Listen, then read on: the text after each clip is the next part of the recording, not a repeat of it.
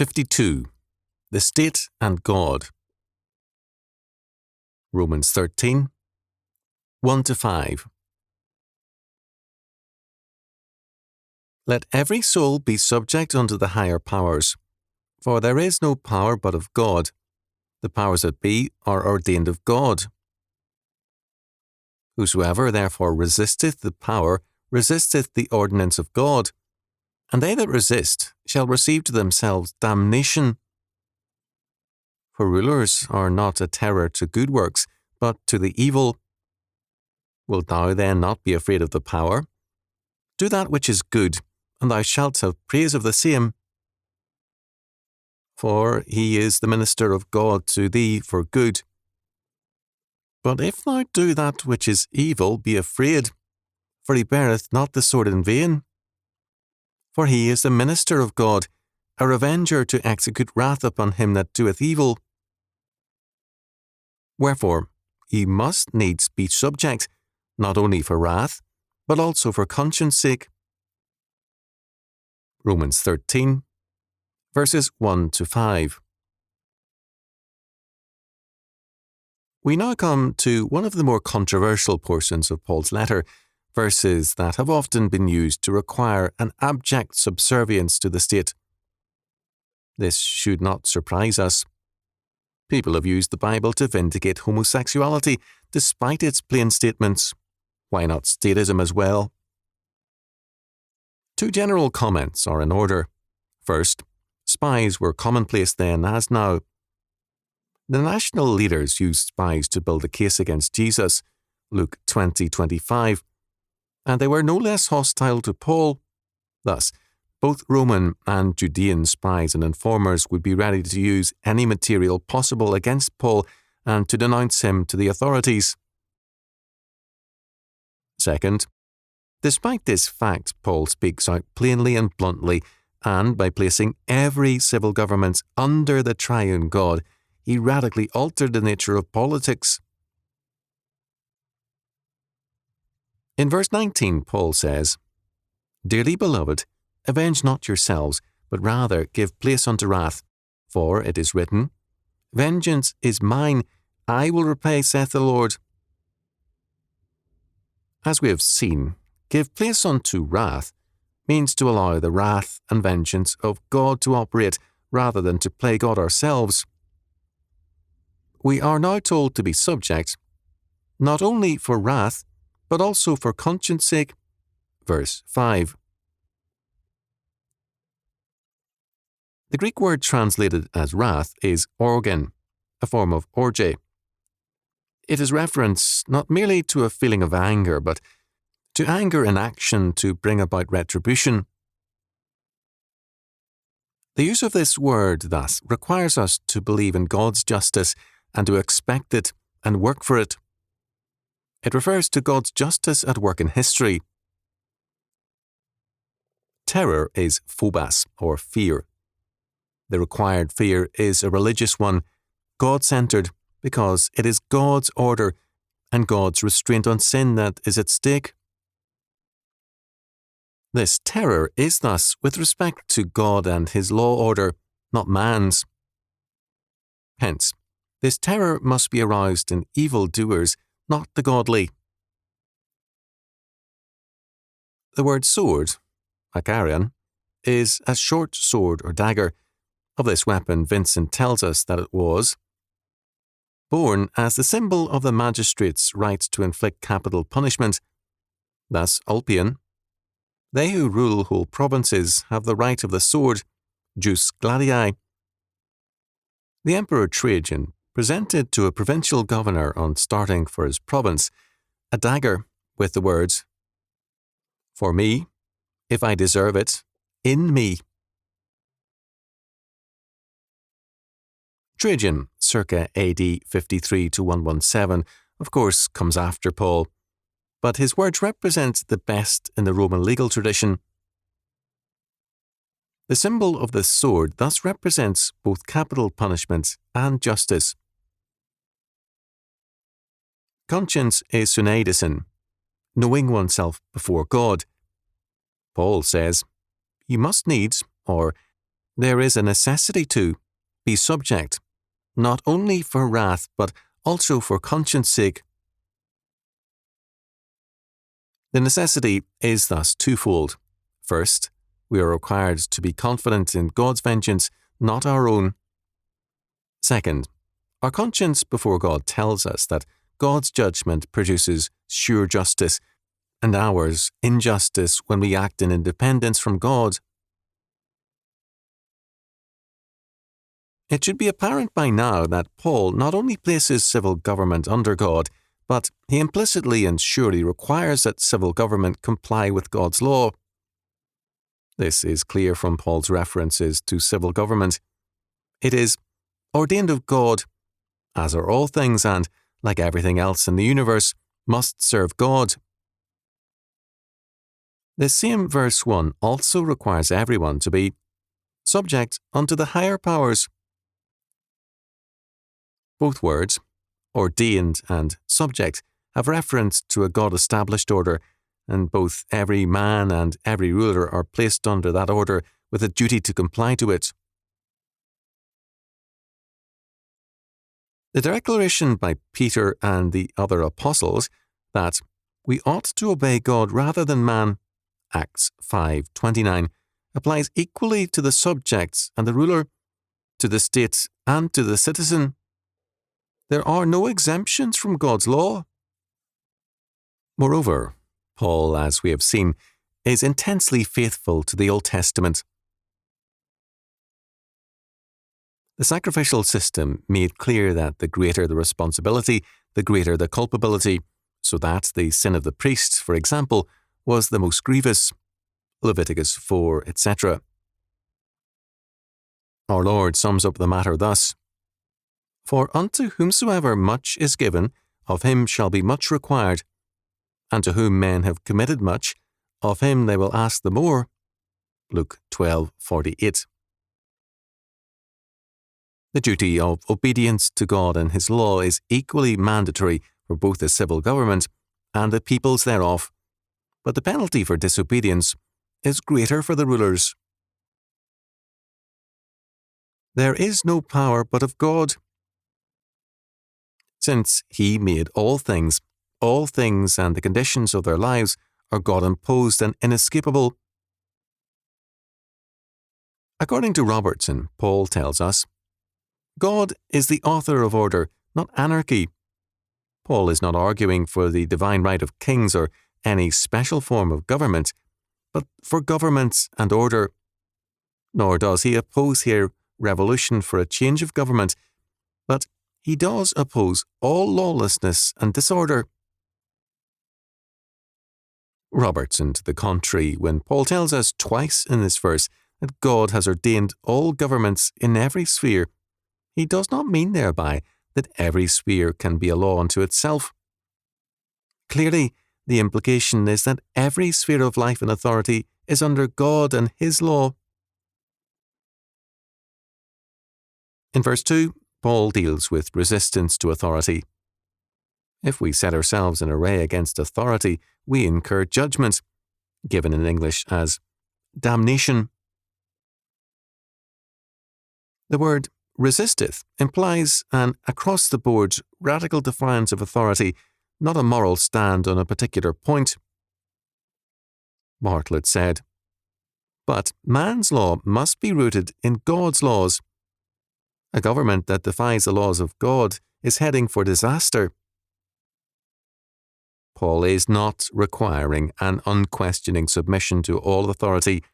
Rather, he is saying that we cannot, without sin, challenge the fact of authority in any sphere, family, church, state, or elsewhere. He is generalizing, although civil government is clearly in mind. The Christians' relationship to civil government was a problem for the early church, as it should be today also. The fundamental confession of the early church was Jesus Christ is Lord, or sovereign, Philippians 2:9-11. This, however, ran counter to the claim of Rome that Caesar was Lord or sovereign. Paul answers the question, Can we obey Caesar, who claims to be our Lord? Paul's answer is that Caesar is the minister of God, that is, diakonos, servant. We obey Caesar as God's servant, not as a sovereign. What Paul says here is in line with Old Testament prophetic teaching. It was echoed in the Wisdom of Solomon, an apocryphal work circa 50 BC and AD 40, which admonished all the rulers of the earth to remember that their dominion came from God. They were obligated to keep his law or be judged. Gerald R. Cragg saw clearly the agreement of Paul with this. Lenski saw this section as dealing with the Christian in the secular world. There is a degree of truth to this, but more important, Paul tells us that every kind of authority and every civil government lives in God's world under God's government. Our perspective is badly warped if we forget this. This universe will cast into utter darkness, into hell, all who bypass God's law for their own. In Revelation 13, 9 and 10, we are told, "If any man have an ear, let him hear. He that leadeth into captivity shall go into captivity. He that killeth with the sword must be killed with the sword. Here is the patience and the faith of the saints."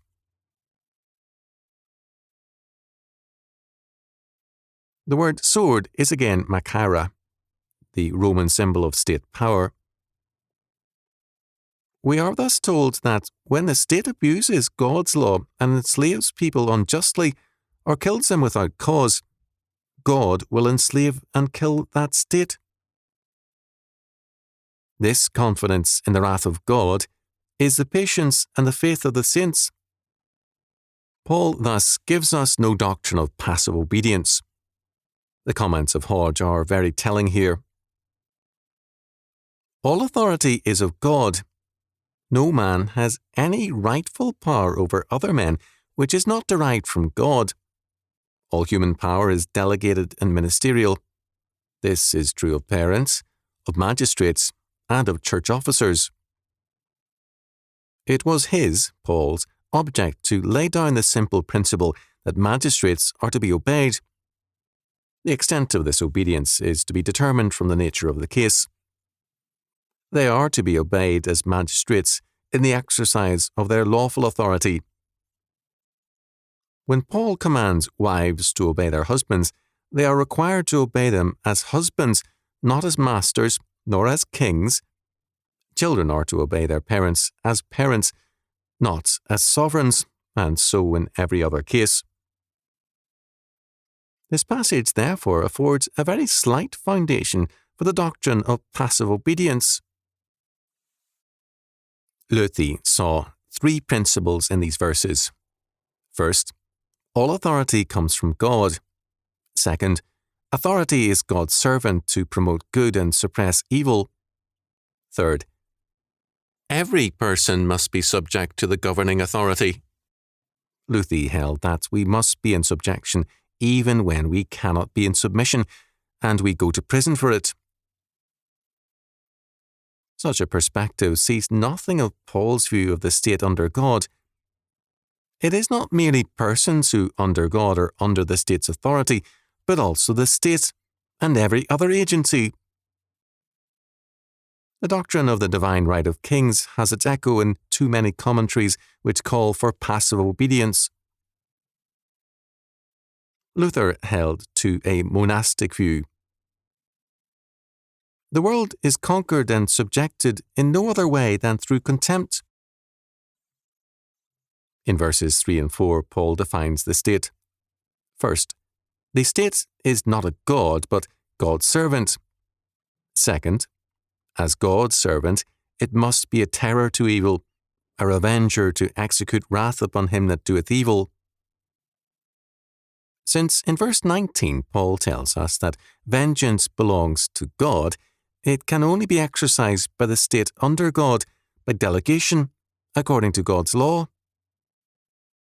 Since God's vengeance has reference to God's law, no state has the freedom to create its own law and use coercion to enforce it.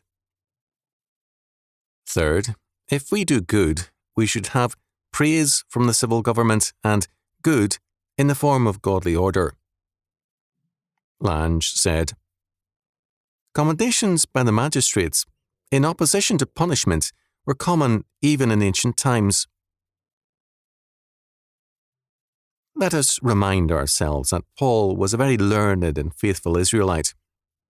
Basic to the historic and biblical political faith of Israel was the sentence in the law, "Thou mayest not set a stranger over thee, which is not thy brother." Deuteronomy 17:15. A non-covenant man cannot be made a ruler. The penalty for breaking the covenant is to be ruled by evil men. Deuteronomy 28:14-68. Isaiah tells us that the prelude to outside oppression and rule is being ruled by children and women, that is, an abdication of godly authority by men. Because obedience is grounded, verse 5, in conscience and in the confidence in God's wrath of which Paul speaks, it is not servile obedience, but a regenerative obedience. It obeys within the limits of God's law, and it works to reconstruct the entire social order by obedience to God. Necessity is attached to this, because society cannot be made good by negation. Peter tells us, "Submit yourselves to every ordinance of man, for the Lord's sake." 1 Peter 2:13.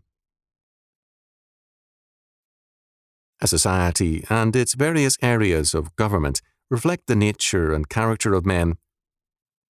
A society made up of evil and reprobate men will reflect their character. The homosexual and degenerate nature of Roman leadership and authorities began to appear even in Paul's day. The old proverb says simply, "You can't make a good omelette with bad eggs." The essence of non-biblical politics is to try to do precisely that, so to arrange the bad eggs to produce a gourmet dish, that is, to take sinful, fallen men and to create a just social order. This is the purpose of revolutionists in the modern era. We can, in more than a few cases, say that the old regimes overthrown by revolutions were bad, but we must add that the new ones have been far, far worse. If we apply systematically the premise that man without Christ can create a just social order, we thereby enthrone evil as the means to good. Paul places all men and institutions under God, including the state. St. Augustine understood this well. He declared that all states without justice, that is, not under God, are like bands of robbers, like a mafia. Justice being taken away, then, what are kingdoms but great robberies? For what are robberies themselves but little kingdoms? The band itself is made up of men. It is ruled by the authority of a prince. It is knit together by the pact of the confederacy. The booty is divided by the law agreed on. If, by the admittance of abandoned men, this evil increases to such a degree that it holds places, fixes abodes, takes possession of cities, and subdues peoples, it assumes the more plainly the name of a kingdom, because the reality is now manifestly conferred on it, not by the removal of covetousness, but by the addition of impurity. Indeed, that was an apt and true reply which was given to Alexander the Great by a pirate who had been seized. For when that king had asked the man what he meant by keeping hostile possession of the sea, he answered with bold pride, "What thou meanest by seizing the whole earth, but because I do it with a petty ship, I am called a robber, whilst thou who dost it with a great fleet are styled emperor." We do not eliminate criminals by becoming criminals. The problem is in the fallen nature of man, and the remedy must begin there. This means that the just must live by faith